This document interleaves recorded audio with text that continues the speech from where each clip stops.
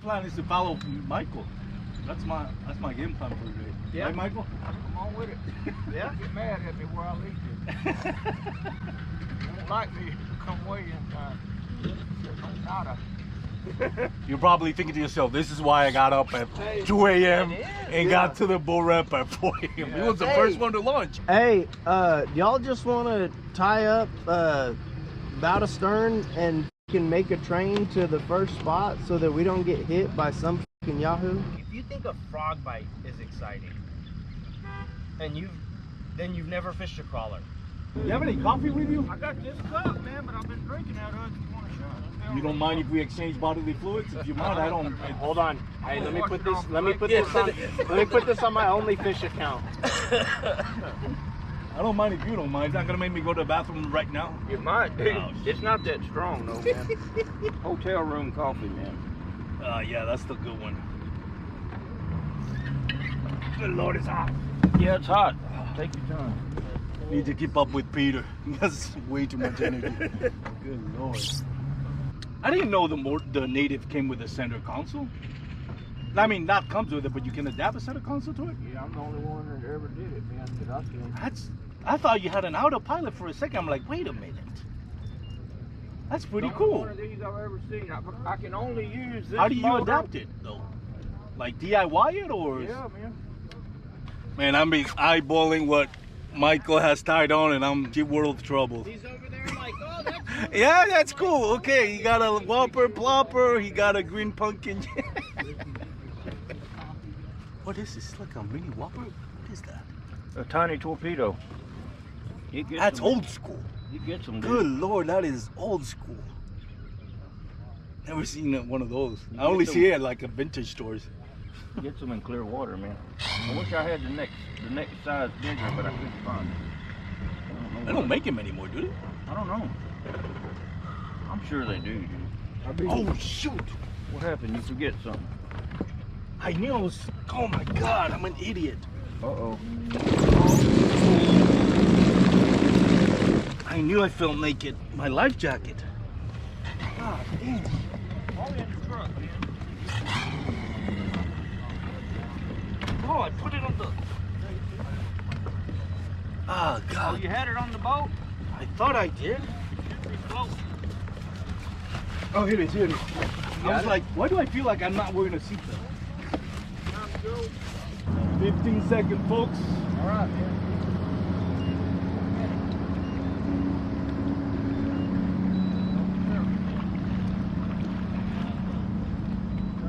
3, 2, 1, let's go. Stay safe, everyone.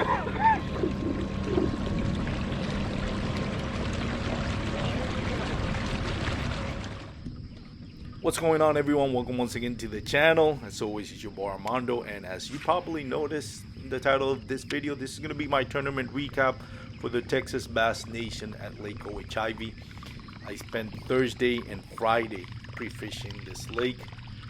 Thursday, I found a spot that held a bunch of bass. I mean, there was bass schooling everywhere. There was some big female spawners. There was some male garters. There was school of fish around the 15 to 17 inch.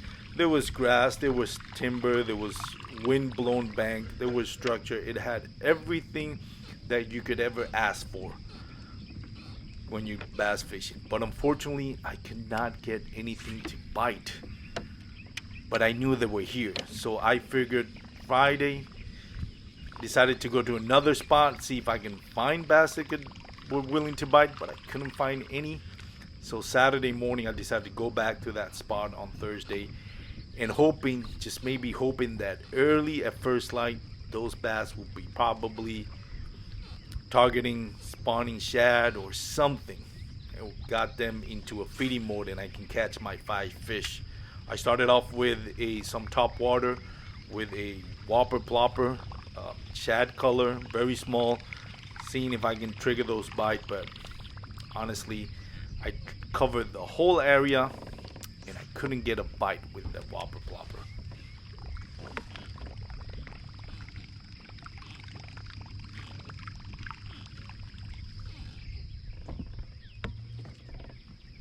After covering about a quarter of a mile with that whopper plopper without getting any bites, I decided to move on to the Z-Man Evo chatterbait. This is a chat pattern, had a little bit of chartreuse in it. I figured with overcast skies and being really early in the morning with low light, maybe I needed a little bit of chartreuse to make it easier for those bass to see it. Unfortunately, I covered back and forth the same area I did with the whopper plopper, but again, no bites.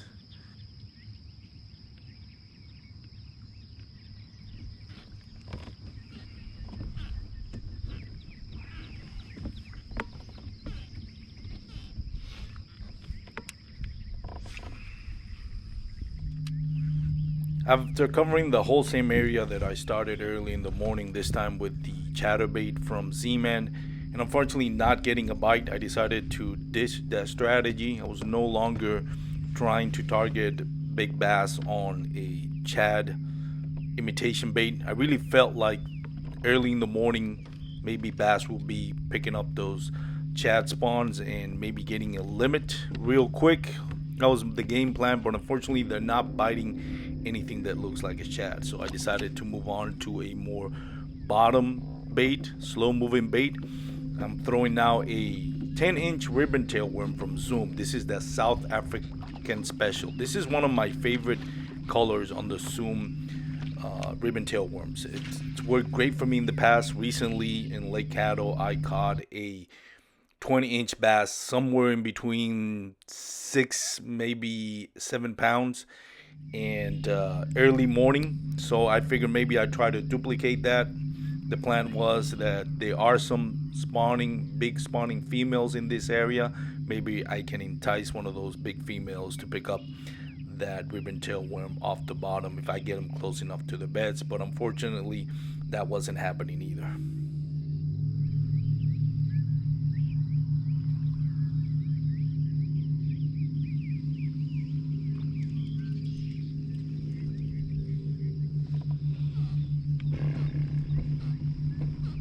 Alright, after spending hours and hours on this same area, trying different techniques, different baits, I decided, you know what, I'm just going to switch to another area of the lake. I'm going to focus on something different. I was frustrated because I knew there were big bass there and I knew there was schooling bass there, but unfortunately I can't find a way to get them to bite.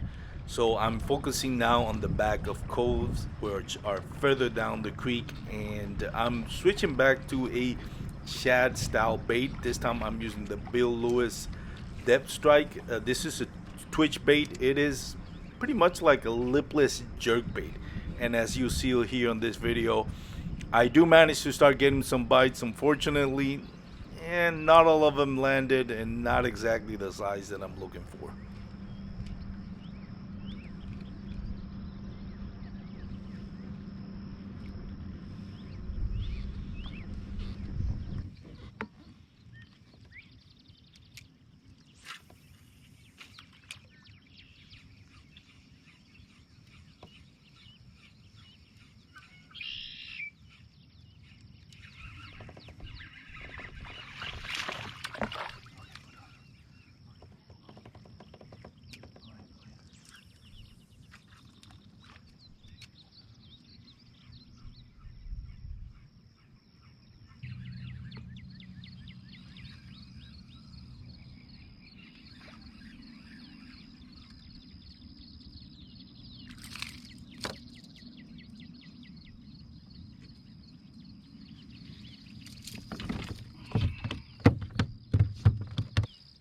After spending 6 hours targeting docks, grass, standing brush, I finally decided it was time to just go back to the same spot where I started and try to figure it out. I knew they were there. I just needed to figure out what the heck they were gonna bite, if anything.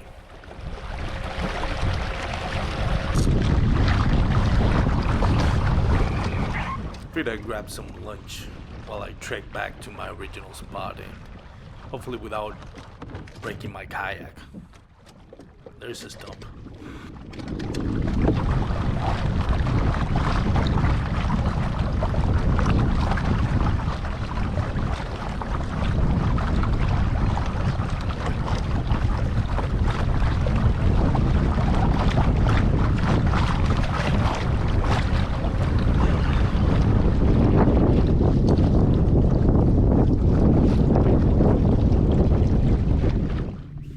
once I got to my spot, I knew I needed to change it up. I can't keep throwing the same thing over and over. I needed to give them something they haven't seen before, something that nobody else is throwing. So I picked up a Ozark rig. This is from Core Tackle. I got this a few months ago on a Dark Horse Tackle monthly box. I've never used it, and I heard it's really good with a trick worm. So I picked up a Zoom trick worm. I think the color of it is called methylate. I don't know why they couldn't pick a easier name that rolls off the tongue, but whatever. This turned out to be the key to change my whole tournament day.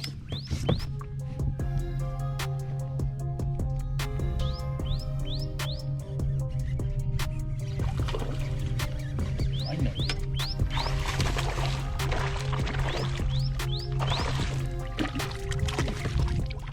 About damn time. Sheesh.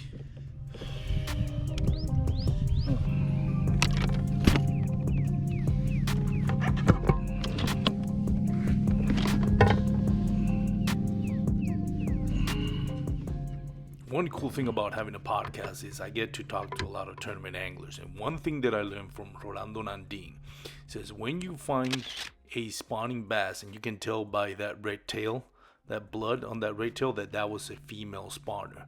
He says always throw it on the opposite side of the kayak where you catch it and cast right in there to see if you get the male or the female, depending on which one you grab first, who's now taking over guarding the nest. And sure enough, 2 casts in a row and we got 2 fish.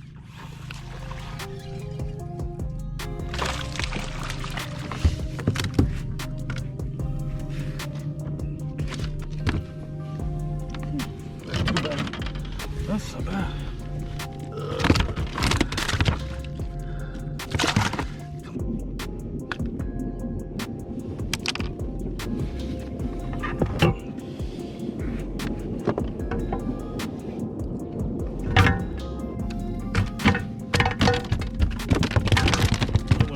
Whenever you're ready, we can take a picture. We keep going.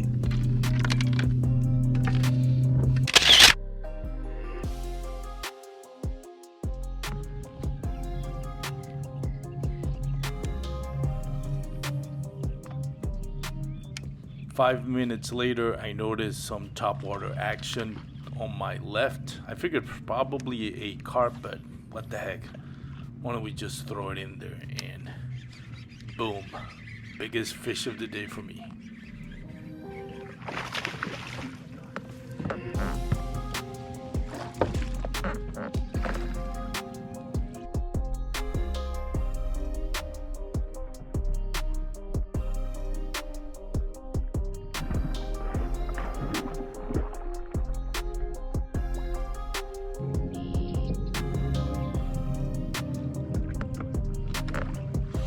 Son of a bitch.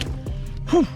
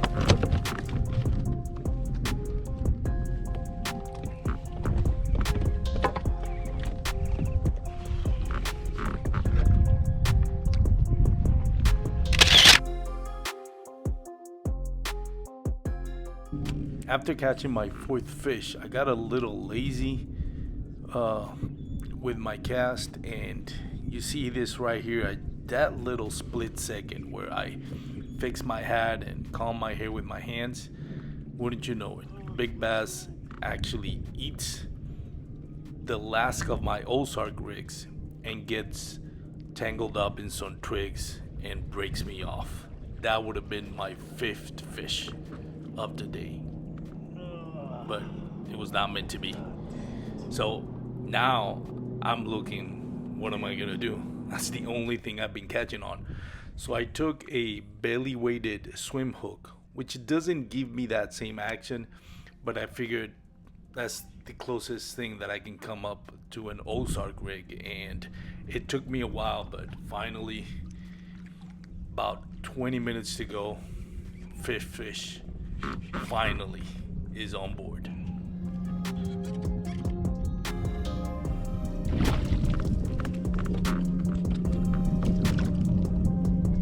Yes!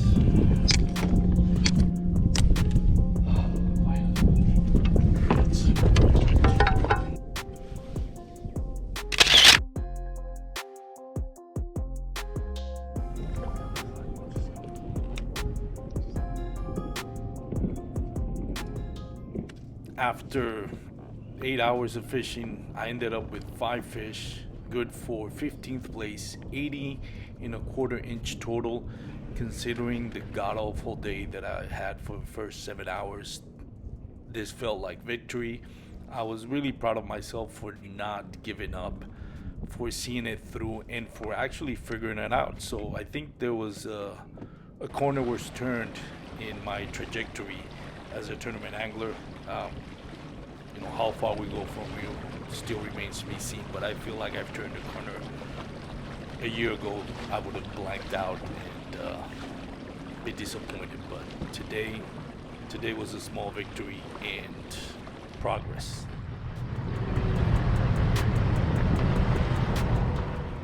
If you made it this far, I really appreciate it. I hope you enjoyed this video. Remember, you can like, subscribe, share the video, and more importantly, leave me a comment. Let me know what you would have done differently, and also what scenarios have you been in where you felt like you're getting skunked, but what changes you made to change your fortune. Let me know in the comment section. And again, thank you for watching.